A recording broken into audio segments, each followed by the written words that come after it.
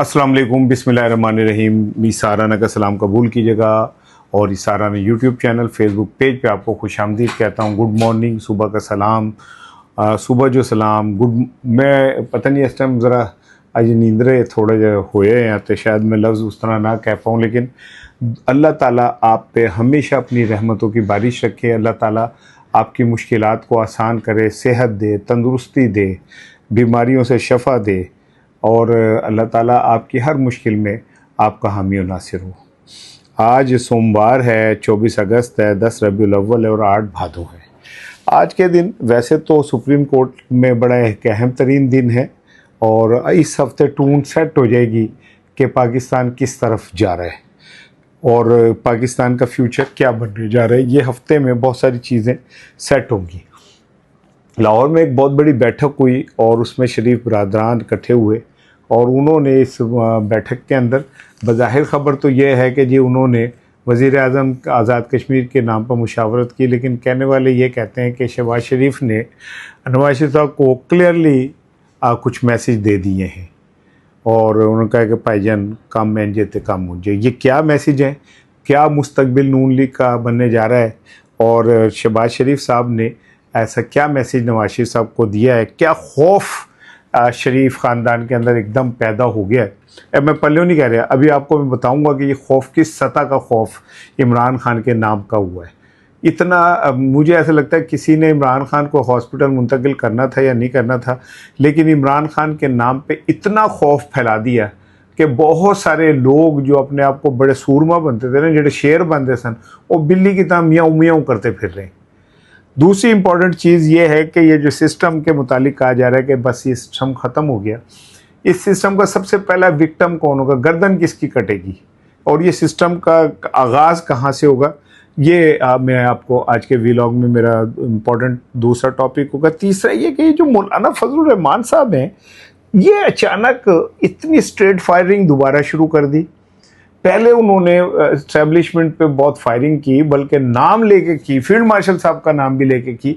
एक बार फिर वो मैदान में है, आज फिर उन्होंने बहुत गोलाबारी की है, लेकिन इस्टेब्लिशमेंट की खामोशी जो है ना, वो फिर बहुत सारे सवालात को जन्म देती है कि पीटीआई वाले तो अगर ऊँ भी कर दें तो हम कत्ल भी करते हैं तो हो जाते हैं बदनाम, वो हम आह भी करते हैं तो हो जाते हैं बदनाम, वो कत्ल भी करते हैं तो चर्चा नहीं होता है। की चक्कर है कि मौलाना फजलुर रहमान डायरेक्ट ठा फायरिंग करते हैं और उनकी तरफ एक बात नहीं। जिस शख्स ने दरख्वास्त दी थी ना मौलाना फजलुर रहमान के खिलाफ, वो दरख्वास्त भी उसने वो नामालूम वजूहात की बिना पे वापस ले ली। तो ये मौलाना फजलुर रहमान एक्चुअली क्या कोई ड्रामा कर रहे हैं। ये तीन बड़े इंपॉर्टेंट टॉपिक हैं जो मैंने आप कहने में आज करनी है, लेकिन उससे पहले एक इंपॉर्टेंट चीज़ सुन ले कि आज जब आप मैं ये मेरा व्लॉग देख रहे होंगे तो field marshal general Asim Munir साहब जो हैं वो तेहरान पहुंच चुके होंगे और तेहरान का दौरा इस हवाले से बड़ा ही इम्पोर्टेंट है कि अमेरिका और ईरान के दरमियान मामला सेटल डाउन नहीं हो पा रहे और इस सिलसिले में आज उन्होंने ईरानी सदर, स्पीकर और अदलिया के सरबराह के दरमियान मुलाकात उनसे भी करनी है, अहम लोगों से मुलाकात करनी है। लेकिन असल चीज़ यही है कि सूरत हाल खित्ते की जो है ना, वो काबू में नहीं आ रही अमेरिका ने डेफिनेटली बड़े काम किए। उसने अब ताज़ा तरीन तो ये भी किया कि पाकिस्तान, सऊदी, अमेरिका ने नहीं किया, सॉरी, हमने एक पैक्ट बनाया, सऊदी अरब, अमेरिका, तुर्किया, इसमें मिस्र भी शामिल होने जा रहा है और भी बहुत सारे ममालिक शामिल होने जा रहे हैं। लेकिन इसके बावजूद जो ईरान है वो अपनी जगह से टस से मस नहीं हो रहा। ईरानी सदर मसूद पज़ेश्कियान ने कहा है कि ईरान इस वक्त मुआशी और अस्करी लिहाज से हालत जंग में है, ताहम मुल्क मुश्किलात के सामने मजबूती से डटा हुआ है। ईरान गैर कानूनी जंगी हालात में अवाम की खिदमत के लिए अपने तमाम तर कोशिशें जारी रखे हुए। साढ़े अंगर नहीं कहा कि पेट्रोल की कीमत ही बढ़ाई जाओ, जहाँ मौका मिले ठा करके पेट्रोल की कीमत बढ़ाएं और काम आगे बढ़ा दो। अब बहरहाल ये जो दौरा है ये इस बात की अलामत है कि अगर ये दौरा खुदा न खास्ता नाकाम होता है तो फिर खित्ते में एक बड़ी जंग जो है वो आप देख सकते हैं, क्योंकि जनरल आसिम मुनीर साहब जो तेहरान रवाना हुए, ये चले गए हैं, उसका मकसद सिर्फ ये नहीं है कि वो जाके पाकिस्तान का कोई पर्सपेक्टिव है जो ईरानी हुकूमत से करना है, बल्कि वो अमेरिका के जो भी मामलात हैं और जो उनकी ख्वाहिशात हैं, जो उनके मुतालबात हैं, उसको सामने रख के ख़ित्ते की सूरत हाल के ऊपर ईरानी क़यादत से बातचीत करेंगे। बड़ा इम्पोर्टेंट वो आज का दिन है इस हवाले से। दूसरी दिन ये बात यह कि अभी मैं आता हूँ जाती उम्र की बैठक के ऊपर। आज इस सुप्रीम कोर्ट में जो पीटीआई ने दरख्वास्त दी है तौहीन अदालत की, वो सुप्रीम कोर्ट में लगनी है, क्या होना है, बेंच बनना है या नहीं बनना। कहते हैं कि जिस बेंच के क्या कहते हैं में ये दरख्वास्त जानी थी वो बेंच तो अभी अवेलेबल नहीं है, लेकिन जो उस बेंच के सरबराह हैं वो लाहौर के अंदर ही मौजूद हैं। अगर आज का दिन इसलिए मैं इम्पॉर्टेंट कह रहा हूँ कि अगर आज के दिन हमें ये समझ आ जाएगी कि ये मामलात किस डायरेक्शन में जा रहे हैं, अगर ये दरख्वास्त इंटरटेन हो जाती है और जो लाहौर में मौजूद हैं शाहिद साहब वो वापस आ जाते हैं और नया बेंच तश्कील पा जाते हैं, तो गल समझ लो कि कम किसी और पास से टूट पे है। और अगर इसमें एतराज़ लग गया या इंज हो गया या ऊंज हो गया, तो इसका मतलब ये कि ये गैप जो है इसको बनाने की कोशिश होगी। तो इससे भी आपको समझ आ जाएगी कि जो डिलेइंग टैक्टिक्स हैं वो किसके हाथ में है।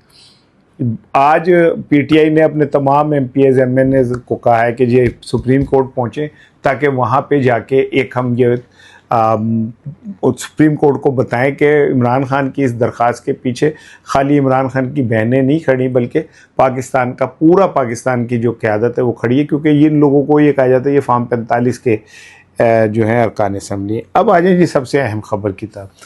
खबर ये है कि जाती उम्रा के अंदर एक इजलास हुआ और इस इजलास के अंदर नवाज शरीफ साहब, शहबाज शरीफ साहब मौजूद थे, मरियम साहिबा मौजूद थी।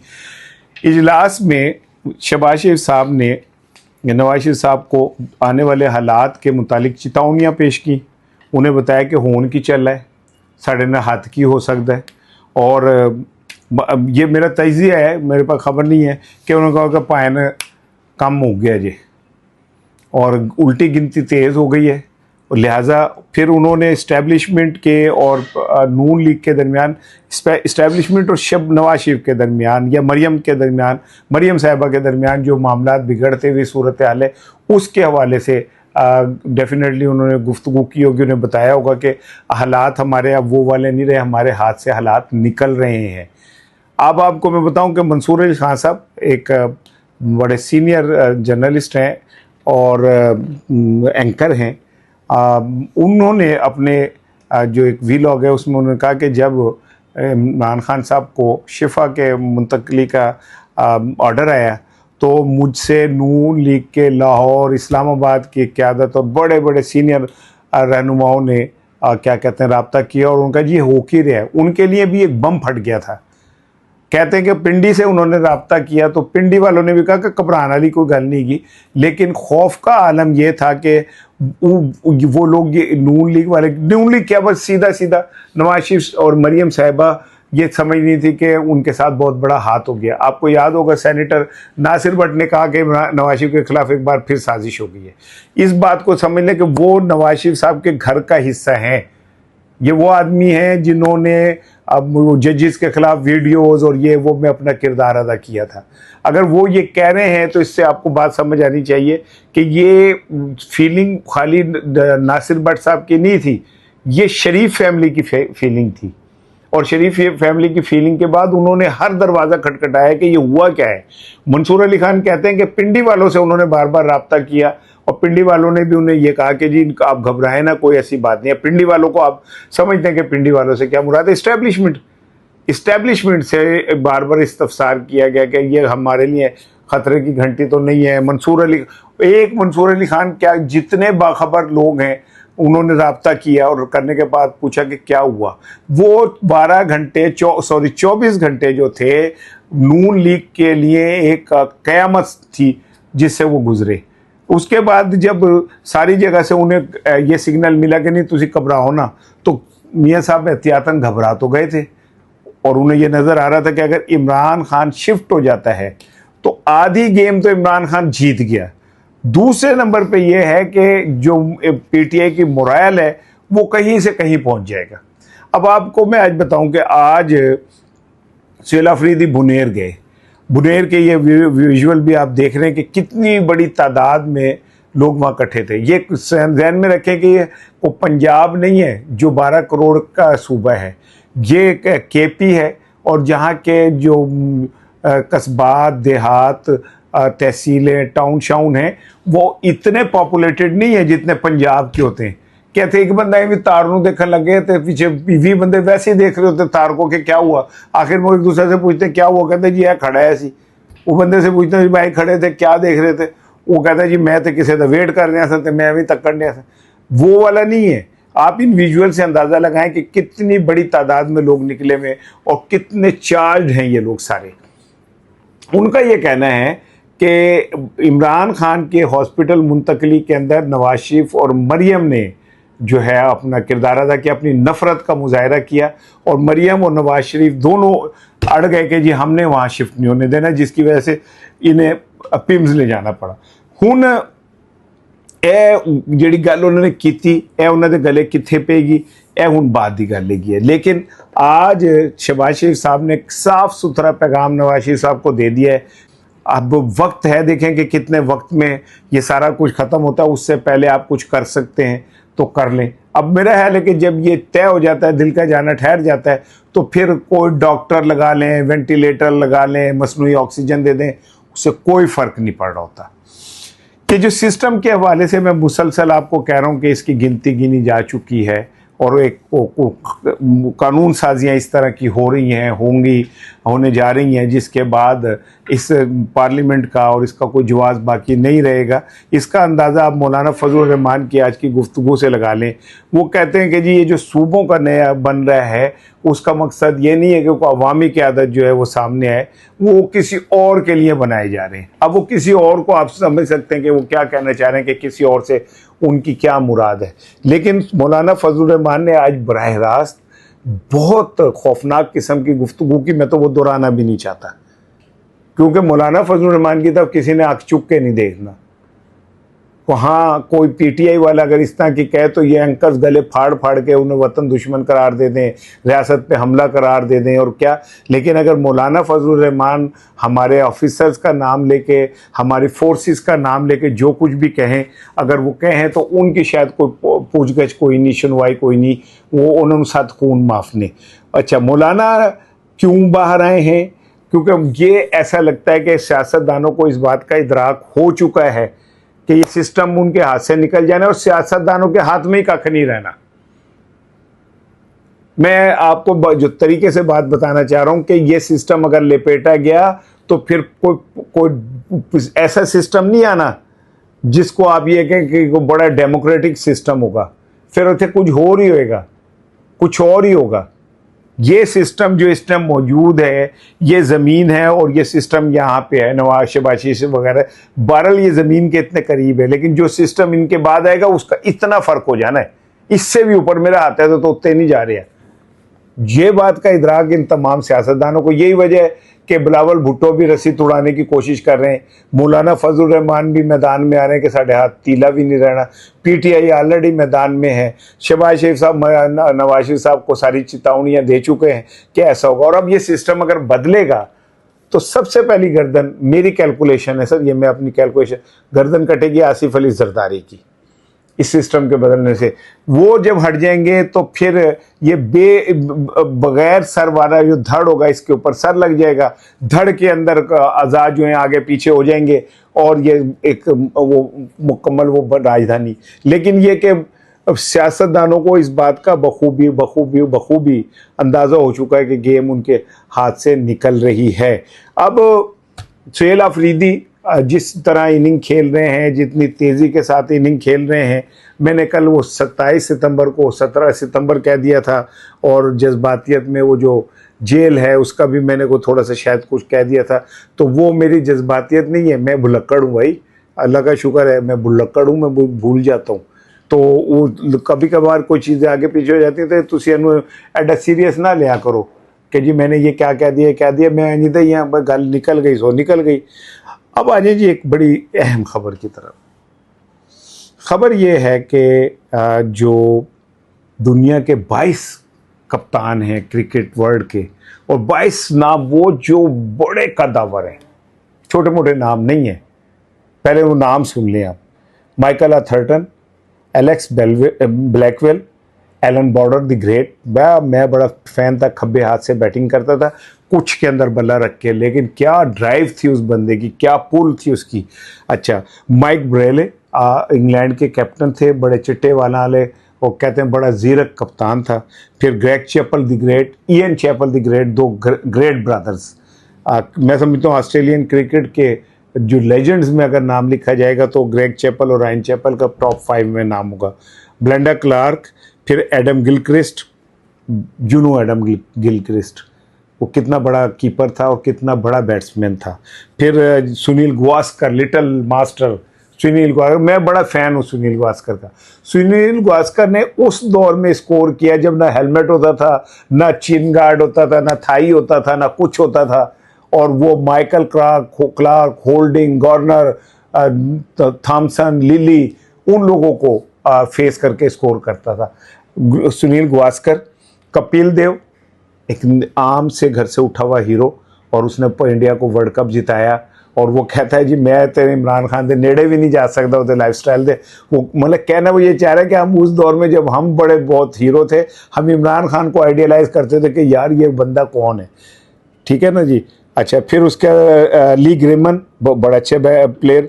फिर क्या कहते हैं, डेविड गार, ब्यूटीफुल क्रिकेटर, ऐसा लगता था को गुड्डा है जो क्रिकेट खेल रहा है। आपको अंदाज़ा हो रहा है मुझे क्रिकेट के ऊपर कितनी वो है, मैंने पर्सनली तमाम खिलाड़ियों को खेलते हुए देख चुका हूँ। किम ह्यूज ऑस्ट्रेलियन, क्या बात थी उस बैट्समैन की। Nasser Hussain the great, England को उसने के टेस्ट में बुलंदियों पे लेके गया, मेरे ख्याल है रैंकिंग में भी टॉप 1, 2, 3 पे ले गया था।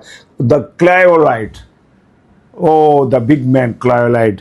फिर राना टूंगा, एंड्रयू स्ट्रास, अभी ताज़ा क्या कहते हैं इंग्लैंड की टीम के कप्तान थे। दीप वेंगासारकर, बड़ा नाम। स्टीव वॉ ब्रदर्स जो थे, क्या बात है। जॉन राइट, इन लोगों ने मुश्तरका तौर पे एक बयान दिया है, मुतालबा किया कि इमरान खान की ज़िंदगी के लिए आलमी दुनिया कुछ करे, उनकी कैद तन्हाई ख़त्म करें, उनको इलाज की ज़रूरत है, इलाज फ़राहम किया जाए। अच्छा जी, इन सब ने ये कहा है कि जनाब अली इमरान खान को ना सिर्फ ये कि उनके हकूक़ फराहम किए जाएँ, उनकी सेहत के हवाले से जो तशवीशनाक खबरें आ रही हैं वो उसकी वजाहत होनी चाहिए, उनको हॉस्पिटल मुंतकिल किया जाना ज़रूरी है, बल्कि उन्हें रिहा किया जाना ज़रूरी है। लेकिन मैंने ये जो सारा कुछ कहा ये इतना इम्पॉर्टेंट नहीं है जितना इम्पॉर्टेंट ये कि इनमें एक पाकिस्तानी कप्तान का नाम नहीं है, इनमें एक क्रिकेटर ऐसा नहीं है जो जिसका नाम पाकिस्तान से हो। बाऊ ने कहा था एक दफ़ा, बाऊ अब्दुल कादर मरहूम को कहते हैं, उन्हें बाऊ कहते थे, और अब्दुल कादर इमरान खान से इतनी मोहब्बत करते थे कि एक सीरीज़ में जब उनको मैन ऑफ दी सीरीज़ का अवार्ड में गाड़ी मिली तो उन्होंने स्टेज पे जाके कहा कि मैं ये चाबी इमरान खान को देना चाहता हूँ, और इमरान खान ने पहले वो गाड़ी शौकत खानम को डोनेट कर दी थी। बाऊ ने कहा था कि अगर इमरान खान ना होता ना तो ना मैं बनता, ना वसीम अकरम बनता, ना वकार बनता, ना इंज़मामुल हक बनता। कितने शर्म का मुकाम है इन सारे लोगों के लिए।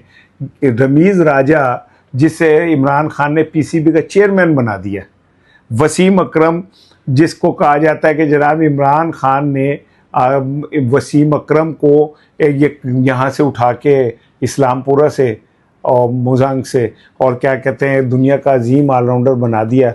वो वकार यूनुस जो बुरे वाला में अडेडी मुछा रख के फिरदा होंदा सी, उसको वकार यूनुस को उठा के कहाँ से कहाँ पहुँचा दिया। मुइन खान कराची का, इंज़मामुल हक खुद मुँह से कहता है कि जी मेरी तो सिलेक्शन ही नहीं हो रही थी वर्ल्ड कप में, और इमरान खान ने कहा नहीं इसे ले जाना, ये स्कोर करेगा, और फिर इंज़मामुल हक दुनिया के अंदर उसने बड़ा नाम पैदा किया। इनमें से किसी एक के मुंह से इमरान खान के लिए एक जुमला नहीं निकल रहा। एहसान फरामोशी की इससे बड़ी और कोई मिसाल आपको नहीं मिलेगी। खैर हम पाकिस्तानी एहसान फरामोशी में किसी से अल्लाह का शुक्र है पीछे तो नहीं है, लेकिन इन लोगों को देख के, इनका किरदार देख के तो मेरा सर शर्म से झुक जाता है।